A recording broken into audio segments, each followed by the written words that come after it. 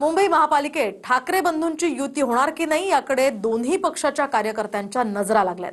मात्र संजय राऊतांनी आता थेट घोषणाच केली आहे।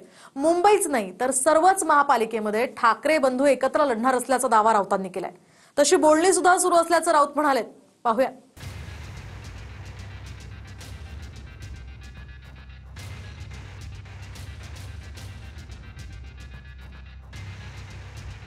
मुंबई महानगरपालिका ठाकरे बंधू एकत्र येऊन जिंकणार आहेत। ठाकरे बंधूंच्या युतीवर संजय राऊतांनी एक प्रकारे शिक्कामोर्तबच केले।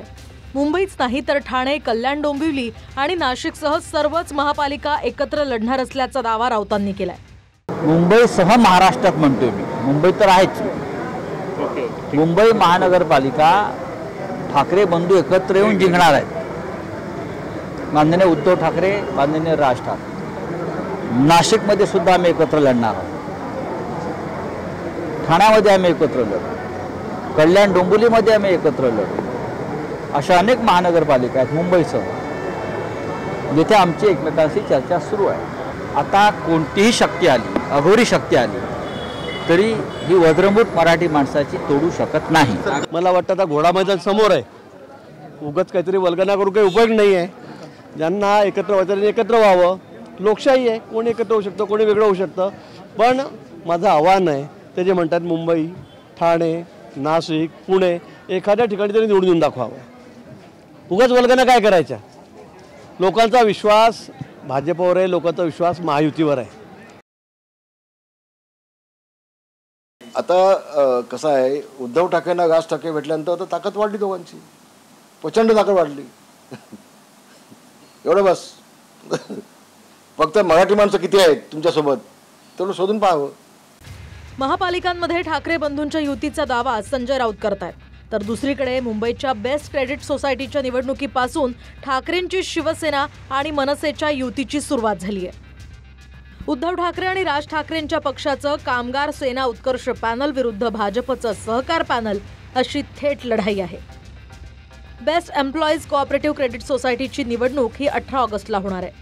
गेल्या 9 वर्षांपासून ठाकरेंच्या शिवसेनेची या पतपेढीवर सत्ता आहे, पण दोन्ही ठाकरेंना शह देण्यासाठी फडणवीसांचे दोन्ही विश्वासू म्हणजेच प्रवीण दरेकर आणि प्रसाद लाड यांनीही शड्डू ठोकला।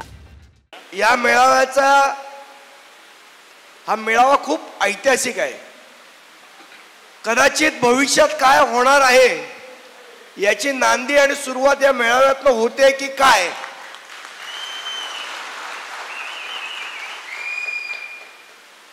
अशी खात्री प्रत्येकाच्या मनात आज आहे।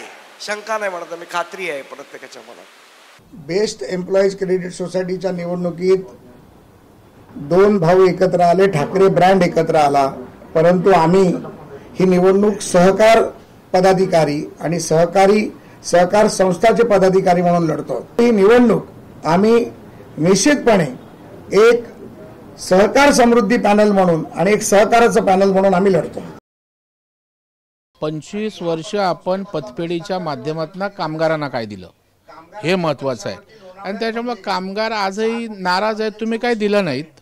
उलट त्या पतपेढीच्या माध्यमातून भ्रष्टाचार मोठ्या प्रमाणावर झाला, आणि मग आज या पतसंस्थेला ऊर्जितावस्था देण्याची आवश्यकता आहे, आणि ती आम्ही देऊ शकतो। आणि त्याच्यामुळे या ठिकाणी प्रसाद लाड यांचंच पॅनल त्या ठिकाणी जिंकेल। आणि हे फक्त आगपाकड करतायत, कारण ह्यांना शिव्या देण्यापलीकडं आणि एकमेकांचे बाप आई काढण्यापलीकडे काहीच दिसत नाही।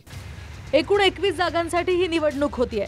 जवळपास 18,500 मतदार आहेत, पण दोन्ही ठाकरेंचं पॅनल एकत्र आल्यामुळे आणि भाजपच्या सहकार पॅनलशी लढत असल्यानं क्रेडिट सोसायटीची निवडणूकही प्रतिष्ठेची झाली आहे। त्यातच भाजपचा पहिला सामना ठाकरे बंधूंच्या पॅनलशी होतोय।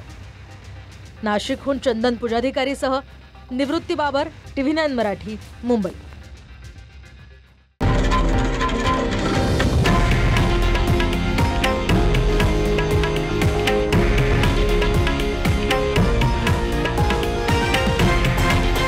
हे आहे देशातील नंबर 1 न्यूज नेटवर्क आणि आपण पाहत आहात TV9 मराठी, एकमेव।